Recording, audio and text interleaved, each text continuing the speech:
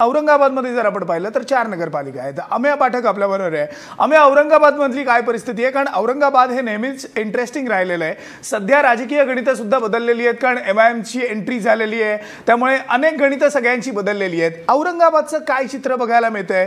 पैठण असेल, गंगापूर असेल, कन्नड असेल, खुलताबाद असेल, काय नेमकं चित्र बघायला मिळतं?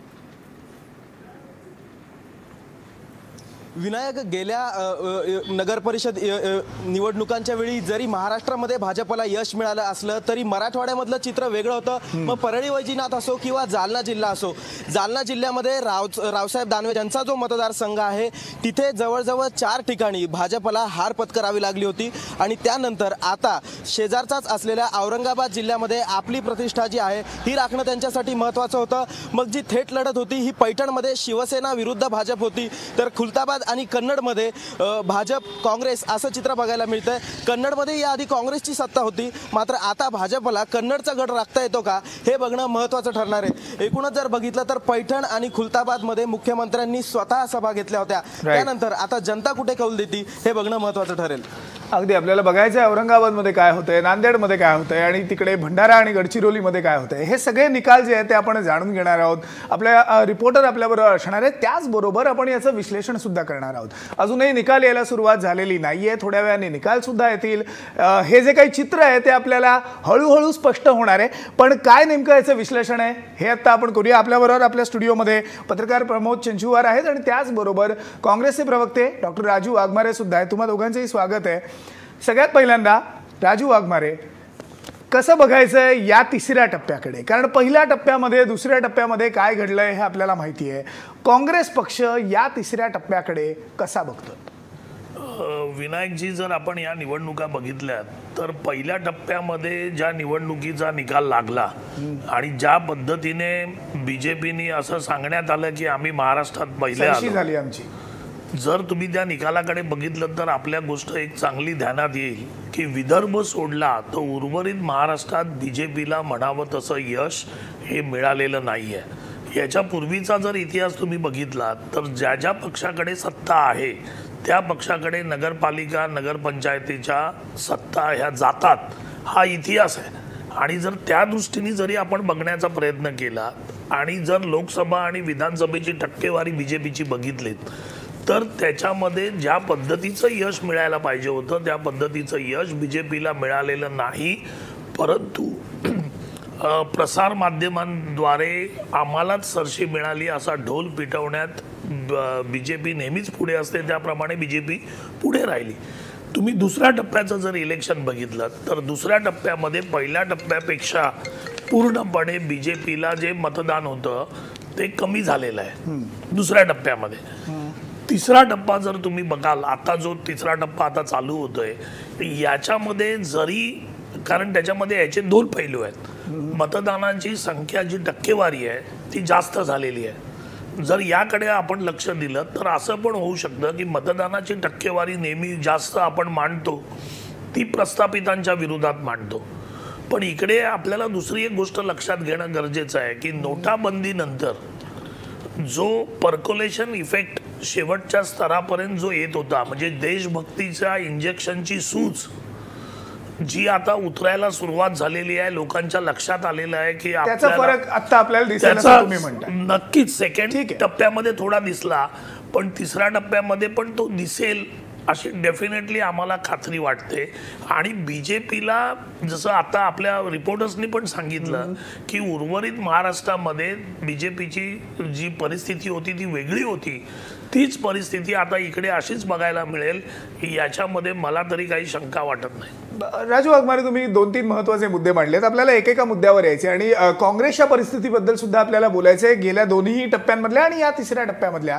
पण प्रमोद चंचुवार, तुम्ही कसं बघताय या तिसऱ्या टप्प्याकडे? कारण आता जे राजू वाघमारे म्हणालेत की सरकारी यंत्रणा सरकारने कामाला लावली होती, मुख्यमंत्री स्वतः उतरले होते, हे या सगळ्या वेगळ्या गोष्टी, पण हा तिसरा टप्पा एक मराठवाडा आहे आणि पूर्व विदर्भ आहे, तुम्ही या टप्प्याकडे नेमकं कसं बघताय? मला असं वाटतं की अपेक्षेप्रमाणे विदर्भामध्ये भाजपला ॲडव्हान्टेज आहे. मी पहिल्या टप्प्यात ज्या 147 नगराध्यक्षांच्या निवडणुका झाल्या त्याच्या आकडेवारीकडे आपलं लक्ष वेधू इच्छितो. त्याच्यात गमतीशीर बाब अशी आहे विनायक, की पूर्व विदर्भ ज्याला आपण म्हणतो, त्याला आपण नागपुरी महसूल विभाग म्हणतो, बरोबर, तर त्याच्यामध्ये एकट्या भाजपला जवळपास 40% मतं मिळाली. आणि या 40% मतांच्या बळावर म्हणजे झालेल्या मतदानाच्या आणि पूर्ण राज्यामध्ये 9.5 लाख मतं मिळालेली आहेत. 56 लाख लोक मतदार होते, 9.5 लाख मतं भाजपला मिळाली.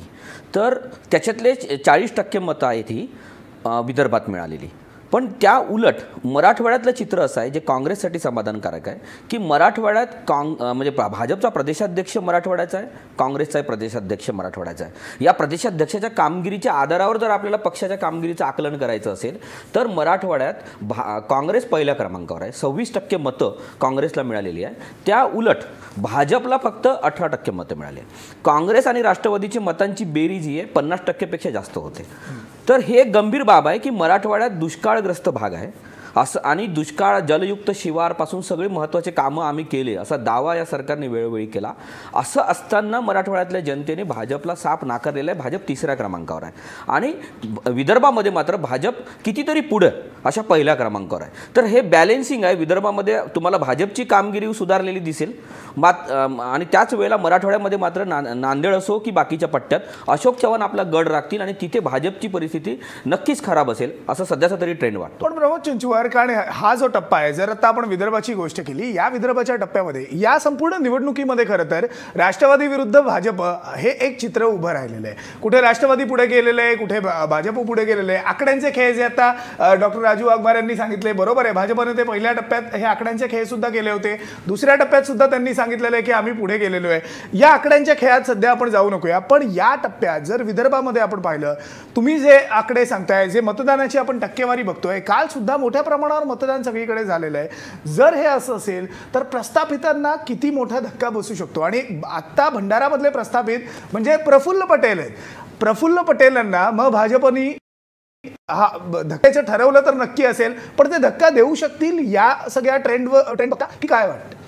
नक्की धक्का देऊ शकतील. आपण आणखी एक गमतीदार बाब आहे गोंदियामध्ये, की गोंदिया जिल्हा परिषदेमध्ये काँग्रेस आणि भाजप हे दोघं मिळून सत्तेत आहेत. राष्ट्रवादीला म्हणजे पूर्ण राज्यभर किंवा देशभर काँग्रेस भाजप एकमेकाला शिवा घालतायत, पण प्रत्यक्ष गोंदियामध्ये राष्ट्रवादीला रोखण्यासाठी हा वेगळा पॅटर्न आहे. असाच पॅटर्न यापूर्वी चंद्रपूर जिल्हा परिषदेमध्ये पण झाला होता. जवळपास एक 5-10 वर्षापूर्वी नरेश पुगलिया आणि तिथले जे स्थानिक नेते होते यांनी हा पॅटर्न घडवून आणला होता तिथे राष्ट्रवादीला सत्तेच्या बाहेर ठेवण्यासाठी. त्याची पुनरावृत्ती आज गोंदियात झालेली आहे. तर त्याच्यामुळे तिथे राष्ट्रवादी विरुद्ध इतर पक्ष अशी लढाई आहे. त्याच्यामुळे त्या लढाईमध्ये काँग्रेस असतील, भाजप असतील, हे सर्व आतून एक असतात, उघडपणे जरी लढत असले तरी. तर त्याचा फटका यावेळेस नक्कीच प्रफुल्ल पटेलांना बसेल, कारण प्रफुल्ल पटेलांच्या विरुद्ध मोठ्या प्रमाणावर अँटी इन्कम्बन्सी त्या भागामध्ये आहे. आणि त्याचा पहिलं जरी आपले प्रतिनिधी असं म्हणाले की ती थेट जनतेतनं होत नसलेली निवडणूक जरी असली तरी ज्या लोकांनी हे मतदान केलं तेच लोक आता निवडणुकीला सामोरं जात आहेत आणि ते लोकांना मोबिलाईज करतात. अशा पातळीवर हा फटका नक्कीच राष्ट्रवादीला बसेल असं मला वाटतं. अगदी बघायचं आहे आपल्याला प्रस्थापितांना कुठे कुठे फटका बसतोय, कारण दिग्गज आहेत, त्यांची प्रतिष्ठा पणायला लागलेली आहे. त्यामुळे कोणाची प्रतिष्ठा राखली जाते, कोणाची प्रतिष्ठा जाते, धुळीस मिसळते, हे सुद्धा आपल्याला बघायचं आहे. पण आपण प्रफुल्ल पटेलांबद्दल बोललो, आपण अशोक चव्हाणांबद्दल सुद्धा बोलणार आहोत. महत्त्वाचं म्हणजे मराठवाड्यामध्ये औरंगाबादबद्दल सुद्धा आपल्याला बोलायचं आहे, कारण औरंगाबादची गणितं, राजकीय गणितं आणि समीकरणं गेल्या काही काळापासून बदललेली आहेत. या सगळ्याबद्दल आपण बोलणार आहोत. एक छोटासा ब्रेक घेऊया, ब्रेक घेऊन पुन्हा भेटूयात.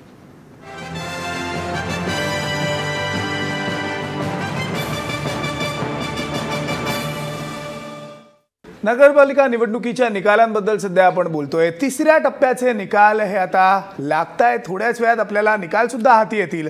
आपल्याला बघायचंय नेमकं कोणाचं काय घडलंय. आपल्याबरोबर प्रमोद चंचुवार आहेत, राजू वाघमारे आहेत. मी राजू वाघमारेंकडे जाणार आहे.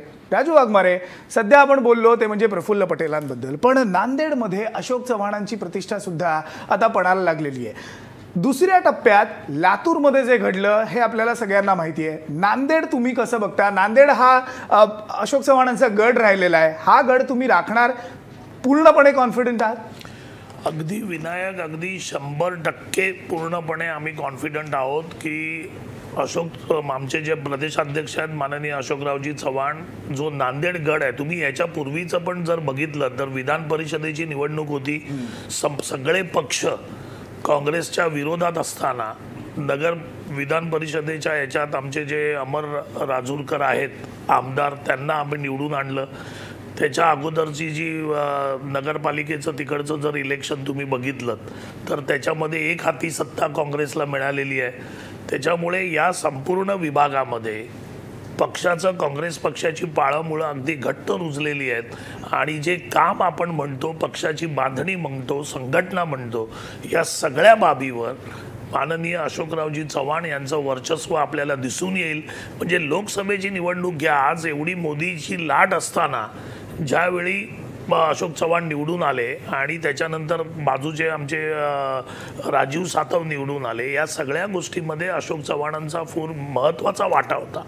त्याच्यामुळे नांदेडची जी आपण ज्या पूर्णपणे आजच्या निवडणुकीचा टप्पा म्हणतोय, आम्हाला त्याच्यामध्ये अजिबात फटका बसणार नाही, एवढी आम्हाला त्याची पूर्ण खात्री आहे की साहेबांचं काम आणि या सगळ्या गोष्टी, संघटना, या पूर्णपणे याच्या जोरावर आम्ही नांदेडच्या या संपूर्ण निवडणुकीमध्ये आम्हाला यश मिळेल, याच्यात काहीही. पण मग राजू वाघमारे, संपूर्ण या तिन्ही टप्प्यांबद्दल जर आपण बोललो तर मग काँग्रेसला झालंय काय? कारण पहिल्या टप्प्यामध्ये सुद्धा आपण पाहिलं तर काँग्रेसचं काही फार म्हणजे तिसऱ्या नंबरवर काँग्रेस राहिली होती. दुसऱ्या टप्प्यात लातूरमध्ये अक्षरशः धुळदाण झाली.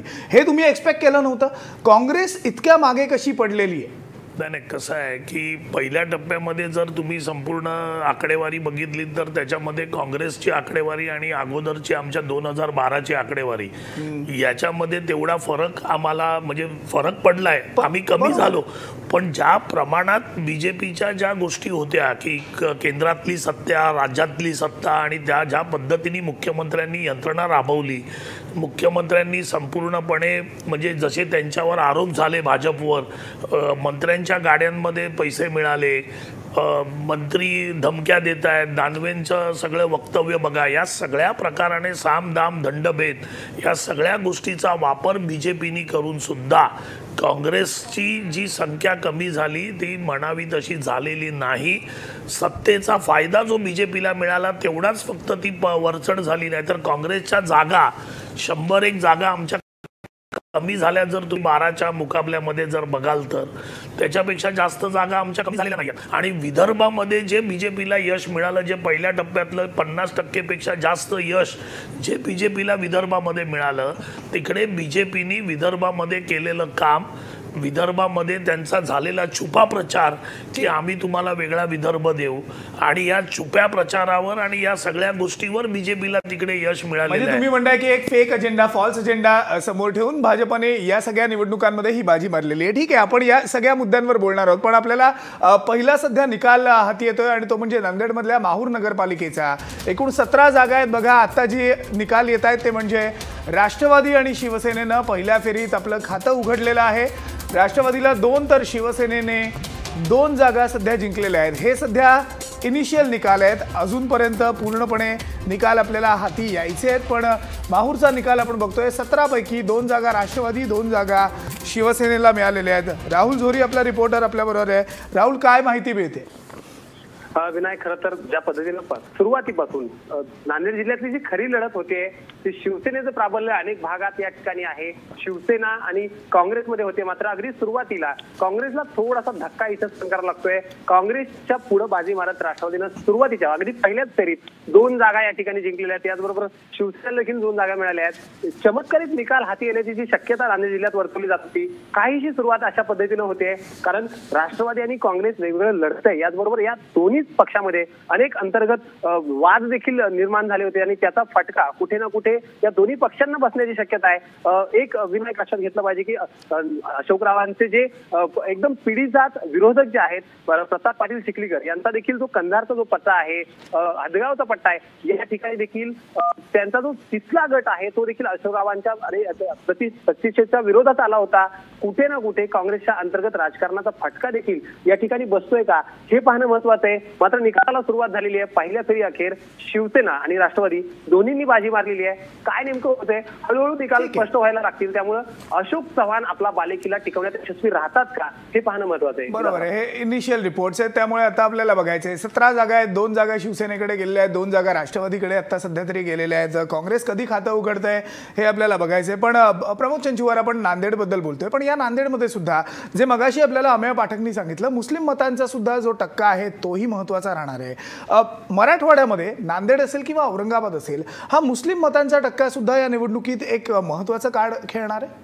नक्कीच खेळणार आहे. आपण जर बघत असाल तर पूर्ण राज्यामध्येच अनपेक्षितपणे MIM सारखा पक्ष नगर परिषदच्या निवडणुकामध्ये त्यांनी चंचू प्रवेश केला आहे. मागच्या टप्प्यामध्ये MIMनी 6 जागा जिंकल्या, त्यापूर्वीच्या टप्प्यामध्ये 5 जागा जिंकल्या. अगदी यवतमाळच्या उमरखेडमध्ये सुद्धा त्यांनी त्यावेळेस प्रवेश केलेला आहे. तर ही काँग्रेससाठी खास करून चिंतेची बाब असणार आहे. MIMला नांदेडपर्यंत रोखण्यामध्ये यापूर्वी अशोक चव्हाण यशस्वी ठरले होते.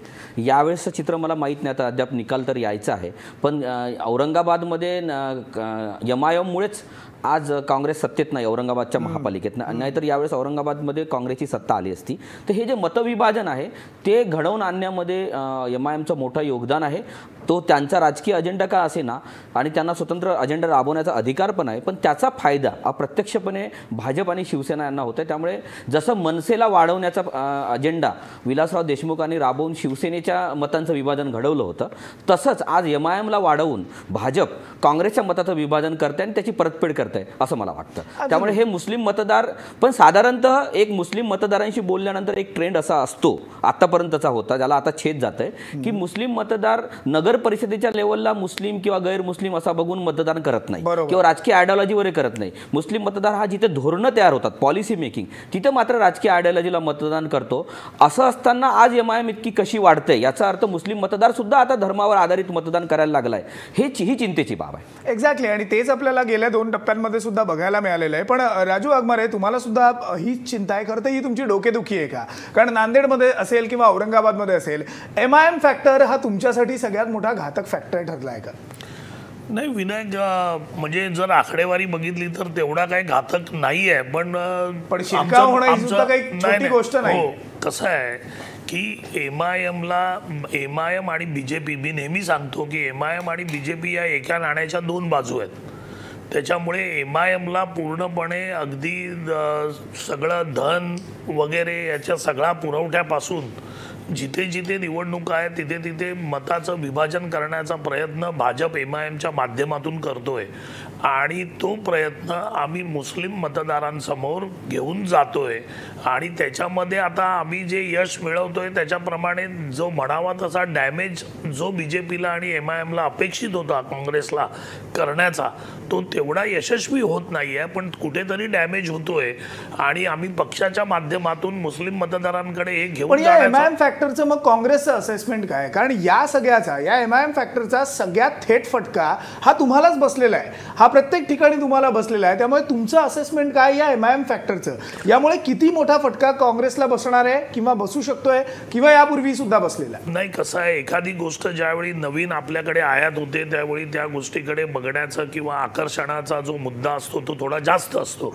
आता लोकांच्या, हे मुस्लिम मतदारांच्या पण लक्षात यायला लागलेलं आहे की जे ओवेसी बंधू आज महाराष्ट्रात येऊन किंवा भारतात बाकीच्या ठिकाणी जाऊन MIMचं राजकारण करतायत, त्याच ओवेसी बंधूंना हैदराबादमध्ये मुस्लिम मतदारांचं किंवा मुस्लिम बांधवांचं त्यांनी काय भलं केलं, मुस्लिम समाजासाठी त्यांनी हैदराबादमध्ये काय केलं, आणि मुस्लिम जो हैदराबादमधला जो मूळचा मुस्लिम समाज आहे तो का यांच्या पाठीशी उभा नाही आहे, या गोष्टी घेऊन आम्ही जनतेसमोर जातोय. आणि जनतेच्या आता ही गोष्ट लक्षात यायला लागलेली आहे की हे फक्त धर्माचं राजकारण करतायत आणि हे BJPला सपोर्टिव्ह राजकारण करतायत.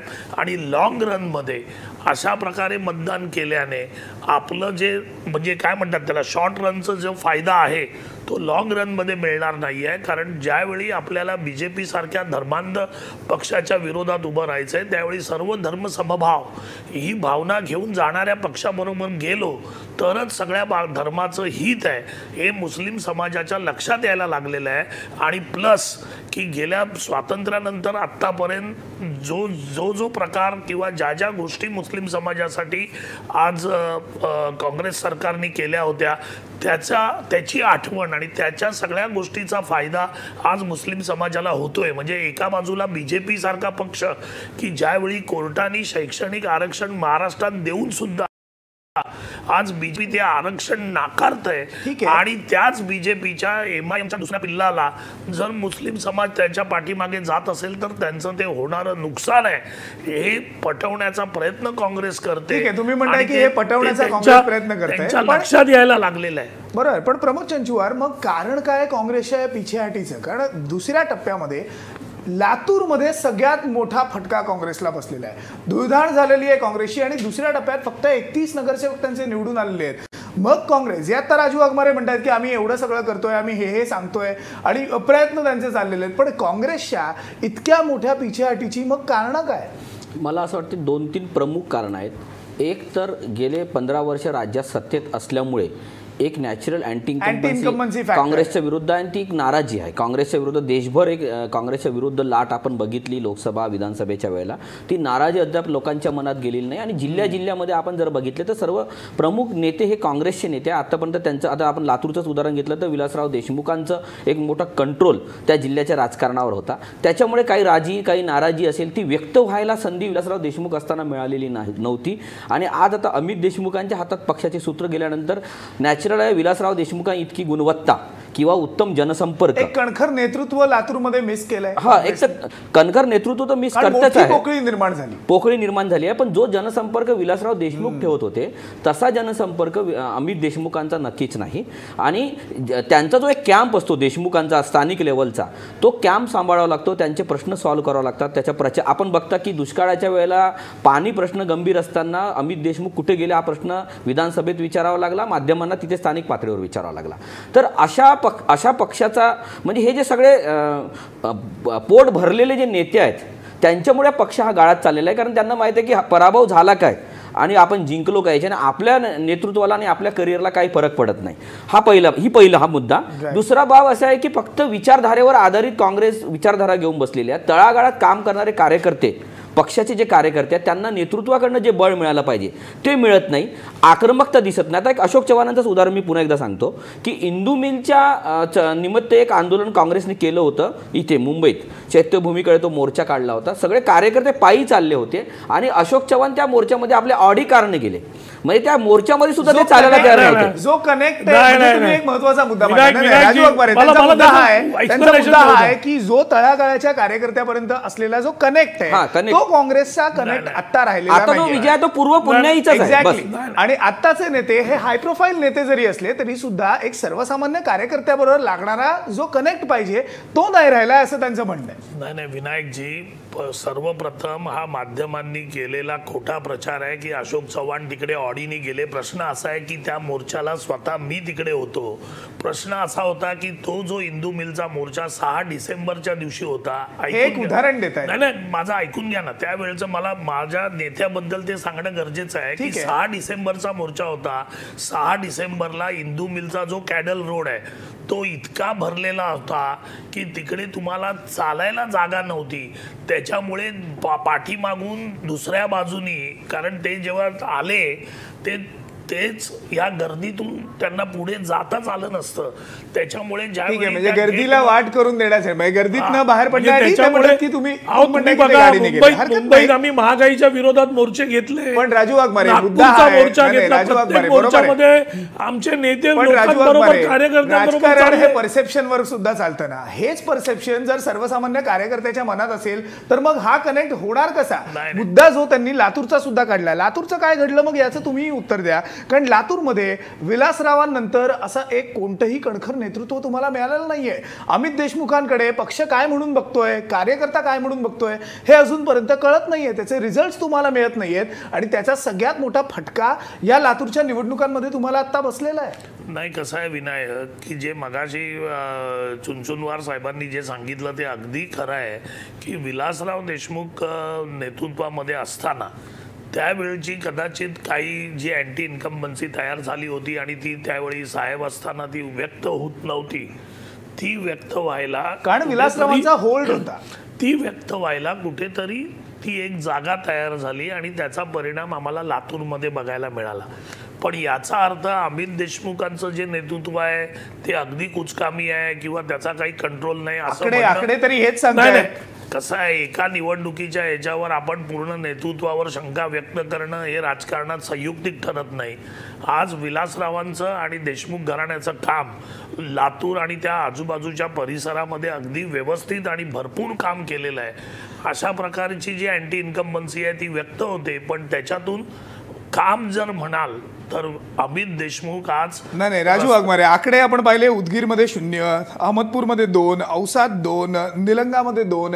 हे तुम्ही म्हणताय हे आकडे आपल्याला सांगतायत. ह्यालाच अँटी इन्कम्बन्सी म्हणतात ना. नाही बरोबर आहे ना, पण हे विलासरावांच्या बद्दलचं आहे का? म्हणजे आता हे सगळं जे झालं हे खापर विलासरावांवर फोडायचं का? अमित देशमुखांनी लातूर बांधायला नेमकं केलंय काय? आपण म्हणजे काँग्रेस हे मान्य करताय का की त्यांचे नेते, जो मुद्दा खरं तर प्रमोद चंचुवारांनी मांडला की काँग्रेसचे नेते हे हाय प्रोफाईल नेते आहेत, हाय कॅलिबरचे नेते आहेत, पण त्यांचा जो कनेक्ट आहे, ग्राउंड लेवलच्या कार्यकर्त्यांना देणारा विश्वास आहे, तो जो कनेक्ट आहे तो कुठेतरी कमी पडतोय तुम्हाला. विनायकजी, अहो कसं काय तुम्ही असं म्हणताय की जे हाय प्रोफाईलचे नेते आहेत ते जे आज नेते जे झालेले आहेत ते या लोकांच्या कनेक्टमुळे झालेले आहेत. पण त्यानंतर आता जी दरी जी आहे ती वाढत चालली आहे असा त्यांचा मुद्दा होता. नाही, अजूनही आमचे नेते घ्या, अशोकराव चव्हाण घ्या, प्रमोद चंचुवार पटतंय तुम्हाला हे? नारायण राणे घ्या, हे वाघमारे साहेब पक्षाचे प्रवक्ते आहेत, नाही, हे त्यामुळे त्यांना जनतेमध्ये त्यांच्या- फिरणारे नेते आहेत.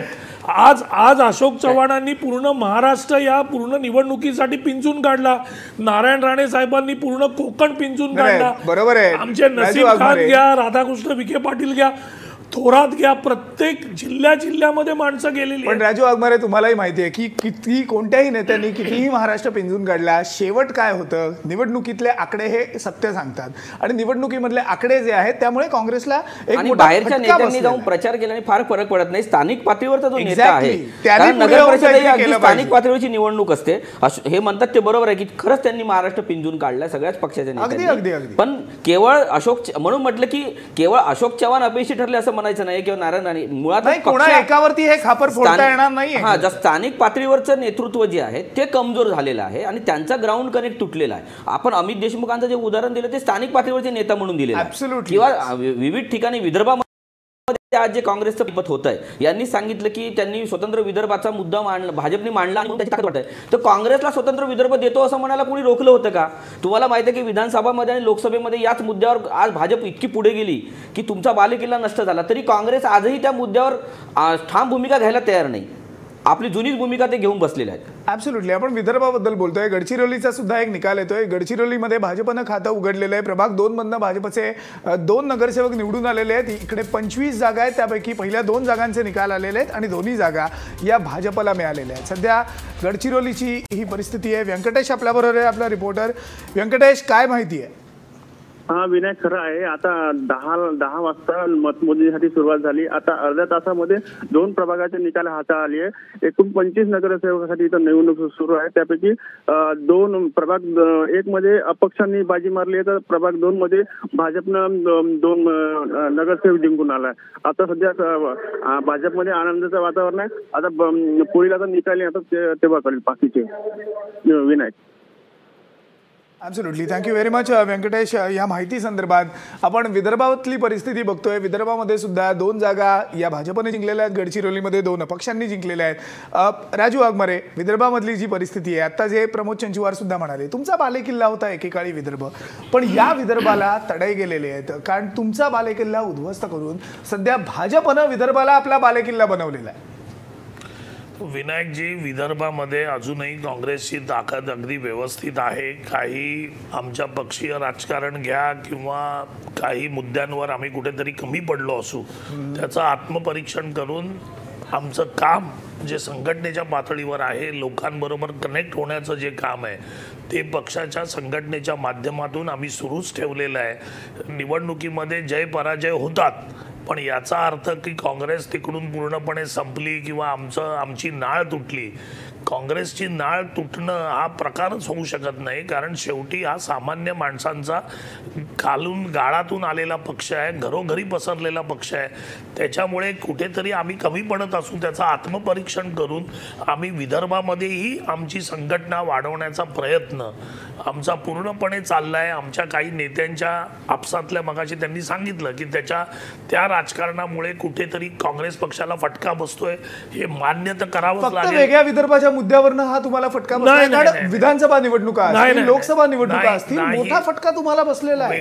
वेगळ्या विदर्भाच्या मुद्द्यावर नाही, याच्यासाठी सगळी कारणं म्हणजे त्याच्यासाठी विकासाचा मुद्दा असेल, विकासाचा आजपर्यंत मुद्दा विदर्भाला आहे. न मिळ- आमच्या न मिळ- त्यांचा न झालेला विकास अनुशेष असेल. अंतर्गत पक्षीय राजकारणाचा Exactly. मोठा फटका जो आहे सगळ्यात तो- मोठं कन्फेशन तो- आहे की अंतर्गत पक्षीय तो- राजकारण आहे तो विदर्भामध्ये मिळालं, याच्यात आपण ते नाकारता येणार नाही, कारण आकडेवारी सांगते.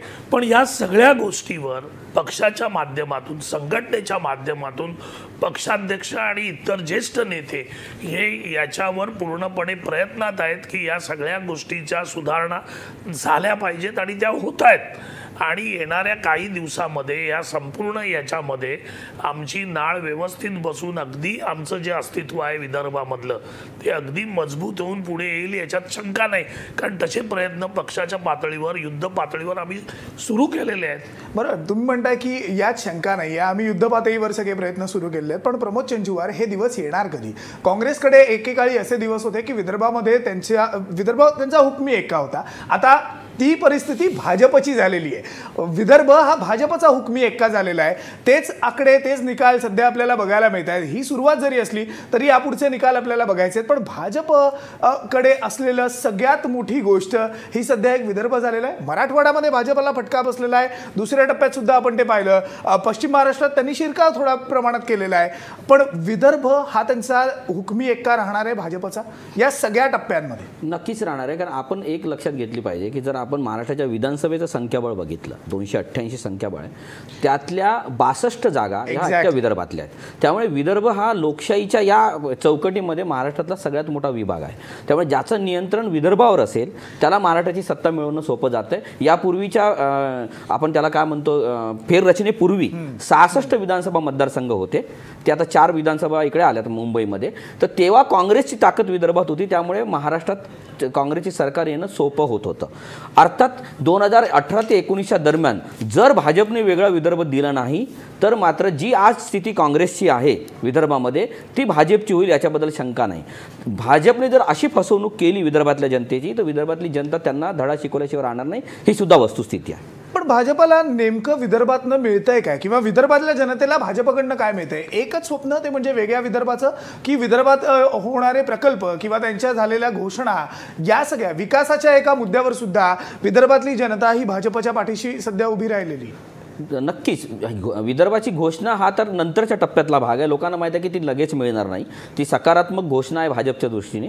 पण महत्त्वाचं म्हणजे आज भाजपचं सत्ता आल्यानंतर पहिल्यांदा असं विदर्भातल्या माणसाला वाटतं की आपली सत्ता महाराष्ट्रात आलेली आहे. म्हणजे मुख्यमंत्री विदर्भाचा आहे, अर्थमंत्री विदर्भाचा आहे, त्याच्यानंतर ऊर्जा मंत्री विदर्भाचा आहे, गृहमंत्री विदर्भाचा आहे. यापूर्वीचे जर आपण काँग्रेसची सरकार बघितली तर तोंडी लावायला एखादा नितीन राऊत, एखादे रणजित देशमुख, कारण काँग्रेस राष्ट्रवादीच्या सरकारमध्ये सगळी सत्ता पश्चिम महाराष्ट्राच्या हातात होती. आता ही सत्ता विदर्भाकडे वर्षानुवर्षे विदर्भाची लूट झाली. तर ती आज एक गोष्ट मान्य करायला पाहिजे की देवेंद्र फडणवीस मुख्यमंत्री झाल्यानंतर आणि सुधीर मुनगंटीवार अर्थमंत्री असल्यामुळे या दोघांनी मिळून आज विदर्भाच्या प्रत्येक जिल्ह्याचा जो डीपी प्लॅन आहे तो वाढवलेला आहे. जर आपण 2014च्या आणि 2016च्या आकडेवारी जर कम्पेअर केली तर जवळपास प्रत्येक जिल्ह्याच्या विकासासाठी तिप्पट निधी मिळालेला आहे. आज एम्स येत आहे, IIM सारख्या संस्था येतात, मिहानला गती मिळालेला आहे, मेट्रो रेलचं बांधकाम सुरू झालेलं आहे. यापूर्वी असं काही वाटतच नव्हतं की हे सरकार आपलं आहे, या राज्यात आपली सत्ता आहे, असं विदर्भातल्या जनतेला वाटत नव्हतं. आज पहिल्यांदा असं वाटतंय की हे सरकार आपलं आहे आणि सत्ताही आपली आहे. त्याचा हा प्रतिसाद आहे, लोक देत आहेत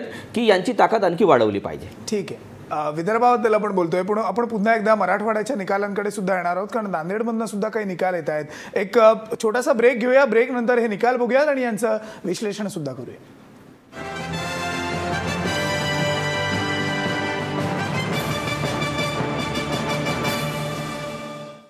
आपण आजचा दिवस हा निकालांचा दिवस आहे, त्यामुळे निकालांपासून सध्या सुरुवात करूया. उमरीचा निकाल येतोय नांदेडमधल्या. उमरीमध्ये एकूण 17 जागा आहेत, पण राष्ट्रवादी काँग्रेसने 8 जागा जिंकलेल्या आहेत. बघा, नांदेड हा काँग्रेसचा गड आहे.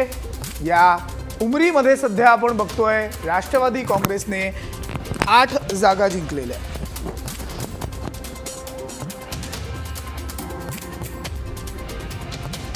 ठीक आहे. आता अजून एक नवीन अपडेट येतोय तो म्हणजे उमरीच्या 17च्या 17 जागा राष्ट्रवादी काँग्रेसने जिंकलेल्या आहेत. त्यामुळे बघायचं आहे की नेमकं काय चाललंय.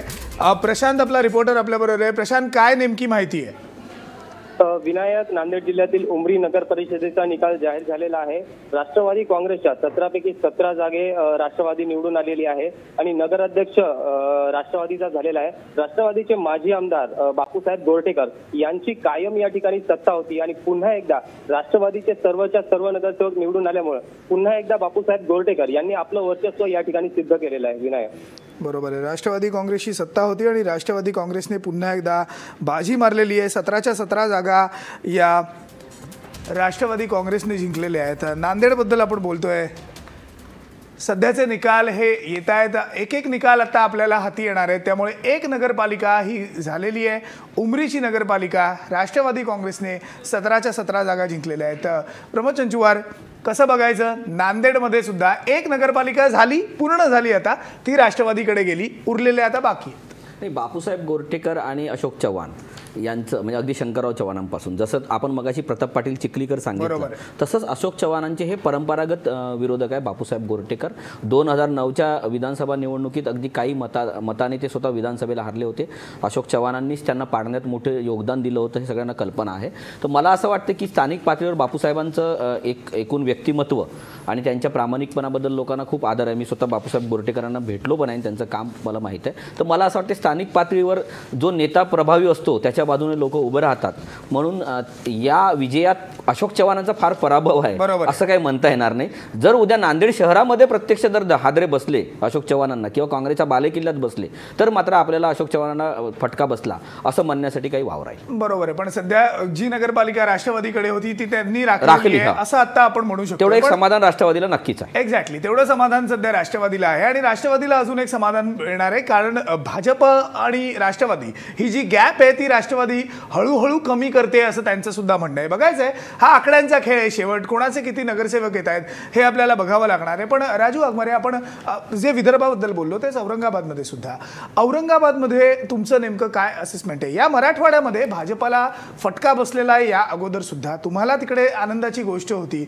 मराठवाड्याकडनं तुमच्या खूप अपेक्षा आहे? नाही, मराठवाड्यामध्ये बीजेपीचं अस्तित्व आता जसं मगाशी चुनचुनवार साहेबांनी सांगितलं की जर बीजेपीची मतदानात नगराध्यक्षाचं जर तुम्ही बघितलं तर ते 15% झालेलं आहे साहेबांनी सांगितल्याप्रमाणे. आणि काँग्रेसचं जे मतदान झालेलं आहे ते जवळजवळ 26% झालेलं आहे. त्याच्यामुळे मराठवाड्यामध्ये काँग्रेसचा जो मानणारा जो वर्ग आहे तो मोठ्या प्रमाणामध्ये आहे. बीजेपीचा काही तिकडे उर्वरित महाराष्ट्रामध्ये सगळीकडेच घ्या, बीजेपीचा तसा काही शिरकाव झालेला नाहीये. पश्चिम महाराष्ट्रात थोड्या प्रमाणात त्यांनी शिरकाव केलाय. चंद्रकांत दादा पाटील आणि हे जे असल्यामुळे त्यांच्या दृष्टीने थोडाफार शिरकाव झालेला आहे. आणि दुसरी एक गोष्ट माझ्या लक्षात आणून द्यायची आहे की बीजेपीचं अस्तित्व जे याच्या अगोदर या तळागाळातल्या ज्या नगरपंचायत आणि या सगळ्या गोष्टींमध्ये बीजेपीचं अस्तित्व अगदी नगण्य होतं. आता सत्ता आल्यानंतर डेफिनेटली त्याचा जो परिणाम होतोय तो जो परिणाम होतोय त्याच्यामध्ये जी वाढ होते म्हणजे जे काही नसताना फक्त वाढच होणार आहे आणि ती जी वाढ होते ती वाढ होताना नक्कीच जे प्रस्थापित आहेत त्याच्यामधल्या संख्या कुठेतरी कमी होणार, बरोबर आहे, तेव्हा ती वाढ होणार.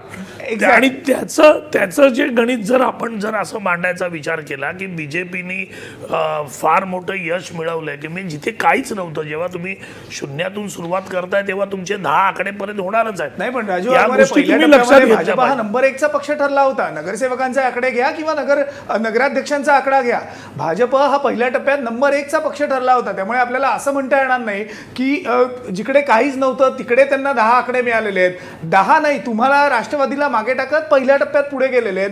दुसऱ्या टप्प्यात भाजप नंबर 2चा पक्ष ठरलेला आहे. नगरसेवकांची संख्या जर आपण लक्षात घेतली तर मग हा काँग्रेससाठी मोठा दणका नाहीये का, सेटबॅक नाहीये का? तुम्ही एक विचार करा, मी आता तुम्हाला आकडेवारी सांगतो की जी आकडेवारी आता चुनचुनवार साहेबांनी सांगितली ती जर आकडेवारीकडे जर आपण जर बारकाईने लक्ष दिलं तर आपल्याला एक गोष्ट लक्षात घेईल की 15 वर्ष काँग्रेस राष्ट्रवादीची सत्ता इकडे असताना, अँटी इन्कम्बन्सीचा मोठा फटका आम्हाला असताना आज बीजेपी सत्तेवर आली, केंद्रामध्ये बीजेपी सत्तेवर आहे आणि एवढं सगळं असताना विनायकजी जर तुम्ही आकडेवारी बघितलीत तर बीजेपीला या नगराध्यक्षाच्या पूर्ण याच्यामधलं जर मतदान तुम्ही बघितलं तर ते आहे 9,57,000.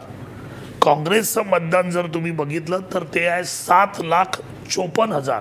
म्हणजे जर याची तुम्ही जर बघितलं तर 2 लाख मतांचा फक्त फरक या संपूर्ण निवडणुकीच्या नगराध्यक्षाच्या 2 टप्प्याच्या निवडणुकीचा जर तुम्ही बघितलात तर 2 लाखाचा फरक. म्हणजे आज एवढी अँटी इन्कम्बन्सी असताना, आमच्याकडे सत्ता नसताना आणि फक्त 2 वर्षाचा जो पिरियड आहे, 2 ते 2.25 वर्षाचा जो बीजेपीला सत्ता मिळाल्यानंतर हा जो फरक फक्त 2 लाखाचा जो पडलेला आहे, त्या मानाने काँग्रेसची परिस्थिती जी आहे, म्हणजे जे बीजेपी एवढ्या मोठमोठ्याने सांगतं की आम्ही काँग्रेस मुक्त भारत करू, अहो काँग्रेस मुक्त महाराष्ट्र बीजेपी करू शकत नाही, तर भारताची तर गोष्टच सोडा. कारण एवढी असतील. बरोबर, काँग्रेस मुक्त भारत, काँग्रेस मुक्त महाराष्ट्र, फक्त 2 लाखाचा जर फरक आम्हाला पडत असेल तर कितीतरी पटीने आज बीजेपीवर, म्हणजे बीजेपीचं जे काम, ज्या पद्धतीने बीजेपी सांगते की आम्ही ज्या पद्धतीने काम केलंय त्या पद्धतीने हा जो गॅप आहे विनायकजी, हा गॅप कमीत कमी 5-6 लाखाचा पाहिजे होता. पण तसं नसताना फक्त 2 लाखाचा जर गॅप असेल आणि या 3ऱ्या टप्प्यामध्ये कदाचित तो गॅप परत कमी होऊ शकतो. याच्याकडे तुम्ही लक्ष द्या. ठीक आहे, भाजपनी आकड्यांचा खेळ केला होता, तो म्हणजे भाजप नंबर 1चा कसा पक्ष आहे हे सांगायला. तुम्ही सध्या आकड्यांचा खेळ करताय की आम्ही कसे मागे नाही पडलो आणि आम्ही अजूनही कसे भाजप आणि इतर पक्षांच्या बरोबर आहे. ठीक आहे, आकडेच सांगताय. Fine, fair enough. प्रमोद चंचुवारांकडे मी जातोय कारण मला माहिती आहे तुम्हाला जायचंय प्रमोद चंचुवार. पण एक शेवटचा प्रश्न, या सगळ्या टप्प्यामध्ये पहिले 2 टप्पे आपण पाहिलेले आहेत, 3रा टप्पा आहे, या टप्प्यामध्ये तुम्हाला काय वाटतंय कोण सरशी मारेल? कारण 2ऱ्या टप्प्यात जर आपण पाहिलं, राष्ट्रवादी ही भाजपपेक्षा पुढे गेली होती, 107 नगरसेवक त्यांचे होते, भाजपकडे 81 होते. या टप्प्यात तुम्हाला काय वाटतं, भाजप की राष्ट्रवादी की काँग्रेस, काय दिसेल? नाही, मला असं वाटतं या टप्प्यामध्ये भाजप आणि काँग्रेसमध्येच प्रामुख्याने लढत राहील आणि राष्ट्रवादी तर बऱ्यापैकी 3ऱ्या नंबरवर फेकल्या जाईल असं एकूण चित्र आहे. कारण मराठवाडा असो की विदर्भ असो, हे दोन्हीकडे भाजप आणि काँग्रेस यांची उघड लढत आहे. एक गोंदिया शहराचं किंवा या सगळ्या राजकारणाचा भाग सोडून द्या, पण बाकी गोंदिया आणि भंडारा जिल्ह्यामध्ये काँग्रेसची ताकद मोठ्या प्रमाणावर आहे. ठीक आहे, आणि त्याच्यामुळे हे 2 पक्षातच प्रामुख्याने लढत होताना दिसेल आणि भविष्याचं राजकारण सुद्धा याच लढतीच्या आधारावर ठरेल असं मला वाटतं. बघायचंय भविष्यातलं राजकारण काय, कुठे जात आहे आणि कसं वळण घेत आहे. पण थँक्यू व्हेरी मच प्रमोद चंचुवार या संपूर्ण विश्लेषणाबद्दल. एक निकाल पुन्हा एकदा आपण घेऊयात. ब्रेकवर जायचंय, पण ब्रेक पूर्वी हा निकाल बघा. उमरीचा निकाल आहे. राष्ट्रवादीची सत्ता कायम राहिलेली आहे, राष्ट्रवादीकडे नगराध्यक्षपद सुद्धा गेलेलं आहे. अनुराधा खांडरे या नगराध्यक्ष झालेल्या आहेत. राहुल झोरी आपला रिपोर्टर आपल्या बरोबर आहे. राहुल, काय माहिती आहे? विनायक, उमरी नगर परिषद खरं तर अतिशय महत्वाची, राष्ट्रवादीसाठी अतिशय महत्वाची म्हणली होती. कारण नांदेड जिल्ह्यातला एकमेव राष्ट्रवादीचा हा बालेकिल्ला म्हणून उमरीकडे पाहिलं जातं. माजी आमदार आणि राष्ट्रवादीचे सध्याचे जिल्हाध्यक्ष बापूसाहेब गोरठेकर यांचा हा बालेकिल्ला आहे. काँग्रेसने देखील या ठिकाणी स्वबळावर ताकद लावली होती. सेना भाजपने युती देखील केली होती. मात्र एक हाती सत्ता राखण्यात बापूसाहेब गोरठेकरांना पुन्हा एकदा यश आलेले. 17च्या 17 जागांवर पुन्हा एकदा राष्ट्रवादी, याचबरोबर राष्ट्रवादीच्याच नगराध्यक्ष खांडरे देखील या ठिकाणी निवडून आलेले आहेत. त्यामुळं राष्ट्रवादीची सरशी नांदेड जिल्ह्यात सध्या तरी पाहायला मिळते. आणखी निकाल काही हातात येत आहेत. विनायक, याचबरोबर दुसरी एक बातमी जी येते की माहूरमध्ये देखील राष्ट्रवादीने लीड घेतली आहे. राष्ट्रवादीच्या 7 जागा त्यांनी आतापर्यंत जिंकलेल्या आहेत. बहुमताकडे माहूरची देखील वाटचाल होते. त्यामुळं सध्याची परिस्थिती राष्ट्रवादी देखील कुठे ना कुठे आगेकूच नांदेड जिल्ह्यात सुरू झालेली आहे. विनायक, बरोबर आहे, राष्ट्रवादीची आगेकूच सुद्धा आपल्याला आता सध्या बघायला मिळते. उमरीचा निकाल आपण पाहिला. पण प्रमोद चंचुवार जाण्या अगोदर एक अजून प्रश्न, तो म्हणजे ही थेट नगराध्यक्षपदाची जी निवडणूक आहे, याचा फायदा हा भाजपला या संपूर्ण निवडणुकांमध्ये बघायला मिळतोय. कारण नगराध्यक्षांचा आकडा हा भाजपच्या बाजूने गेलेला आहे. नक्कीच फायदा मिळतो आणि ते लक्षात घेऊनच भाजपने कायद्यामध्ये दुरुस्ती करून खरं तर थेट नगराध्यक्षाचा थेट नगराध्यक्षाचा प्रयोग यापूर्वी महाराष्ट्राच्या इतिहासात 2दा झालेला आहे आणि तो 2दाही फेल झालेला आहे. परंतु 3ऱ्यांदा यासाठी घडवण्यात आलं की भविष्यातले आमदार कारण आता भाजपला माहिती आहे की आपल्याकडे जे आमदार आलेले आहेत ते काँग्रेस राष्ट्रवादीतनं आलेले आहे लोक आहेत, ते पुढच्या निवडणुकीत पुन्हा राजकीय परिस्थिती बघून निघून जातील. अशा वेळेला जर आपण नगराध्यक्षाची निवडणूक केली तर ती एक प्रकारे मिनी विधानसभा असते, कारण पूर्ण शहर मतदान करत असते. आणि अशी जेव्हा मोठ्या पातळीवर निवडणूक होते तेव्हा भाजपला फायदा होतो असा आतापर्यंतचा इतिहास आहे.